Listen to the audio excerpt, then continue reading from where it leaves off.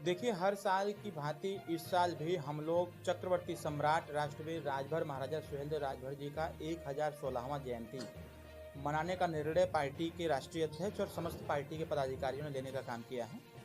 और 9 फरवरी 2025 को हम लोग इस जनपद कुशीनगर के पड़रौना के रविंद्र नगर में, जो गौतम बुद्ध जी के नाम से मैदान है, उसे मैदान में हम लोग कार्यक्रम का आयोजन किए हुए हैं। और उसकी तैयारी में हमारे पार्टी के जो एमएलसी हैं, श्री भिक्षलाल राजभर जी, पूर्व विधायक रामानंद बौद्ध जी, पवन राजभर जी, हमारे माननीय जिला अध्यक्ष गुड्डू राजभर जी, और हमारे रुद्रराजन राजभर प्रदेश अध्यक्ष, राष्ट्रीय महासचिव शक्ति सिंह जी और जितेंद्र सिंह जी के साथ साथ हमारे बलराम कनौजिया जी, हमारे जितेंद्र राजभर जी, सारे पदाधिकारी श्री पतराम राजभर जी और समस्त हमारे जनपद के छोटे बड़े पदाधिकारी लग करके इस कार्यक्रम को भव्यता प्रदान करने के लिए मेहनत कर रहे हैं। और उसी कार्यक्रम की तैयारी की समीक्षा में मैं आज कुशीनगर में आया हुआ हूं और आज कार्यकर्ताओं की समीक्षा लिया। समीक्षा में हमने जो पाया कि हमारी पूरा तैयारी उस कार्यक्रम को लेकर के हो चुका है। जिस प्रकार से कार्यक्रम तैयार किया गया है कि महाराजा सुहेलदेव राजभर जी का भव्य पूजन भी होगा, उनके नाम से मंत्र उच्चारण भी होगा, उनकी भव्य आरती भी होगी और हमारी आने वाली जो जनता होगी वह जनता अपने अपने स्थान से पुष्प वर्षा करके पूरे देश को संदेश देगा कि जो समाज अपना इतिहास नहीं जानता, अपने बड़े बुजुर्गों की कदर नहीं करता, वह समाज कभी तरक्की नहीं कर सकता।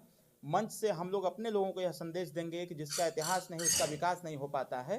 तो कहीं न कहीं अपने इतिहास के प्रति हमको जागरूक होना पड़ेगा और ग्रामीण स्तर तक राजा सुहेलदेव राजभर जी की वीरता और उनके द्वारा किए गए कार्यों को जन जन तक पहुँचाने की आवश्यकता है, जिससे लोगों में जागरूकता आवे। और जब जागरूकता आएगा तो देश के प्रति, समाज के प्रति, संविधान के प्रति और सनातन के प्रति सभी लोगों की आस्था और विश्वास मजबूती से बढ़ेगी। अभी महाकुंभ में भगदड़ हुआ था, बहुत बड़ा आयोजन किया गया था, भगदड़ आया, विपक्ष का कहना है कि जो है वहाँ पे अव्यवस्था देखा गया, क्या कहेंगे? पहली बात कि हमारे यहाँ जो कार्यक्रम होना है उसमें कोई भगदड़ नहीं होने वाली है। भगदड़ जो महाकुंभ में हुआ वह सोची समझी और साजिश थी।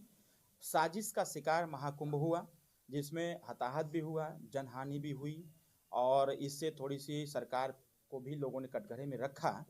सरकार उस पर एक जुडिशियल कमेटी बना करके जांच करा रही है और आप भी देख रहे हैं कि प्रतिदिन उसमें जो संलिप्त लोग हैं ऐसे लोगों की गिरफ्तारी भी हो रही है।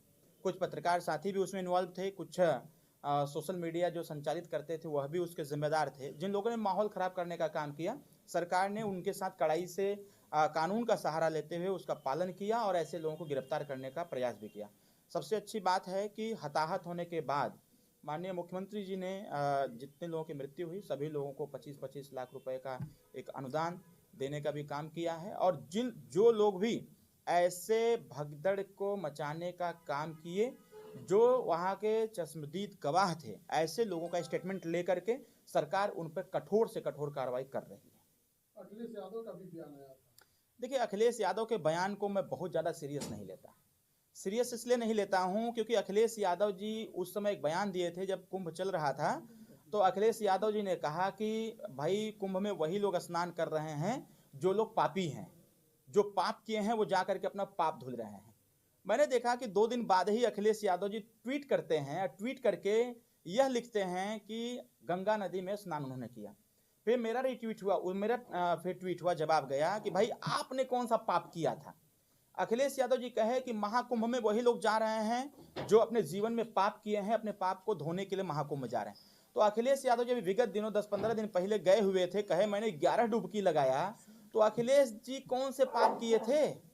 ऐसे अगर उनको लगा कि मैंने पाप किया है, अपनी सरकार में लोगों के ऊपर लाठी बरसाया, महिलाओं के साथ दुराचार हुआ, लोगों की जमीन कब्जा की गई, युवाओं का रोजगार छीना गया, आरक्षण छीना गया, अगर ये सारे पाप करके अखिलेश यादव जी तृप्त नहीं हो पा रहे थे तो तृप्ति के लिए महाकुंभ गए थे। तो इसलिए मैं अखिलेश जी के स्टेटमेंट को बहुत सीरियस नहीं लेता हूं। अभी आपने देखा होगा कि अभी कल मिल्कीपुर का चुनाव था, वहां के जो सांसद हैं, वीडियो सोशल मीडिया पर वायरल हुआ, रो रहे थे, बे बे चिल्ला रहे थे। तो ड्रामेबाज सांसद है, वो सांसद जो ड्रामेबाज है, नौटंकीबाज है, ऐसा लगता है कि वो नौटंकी करते हैं।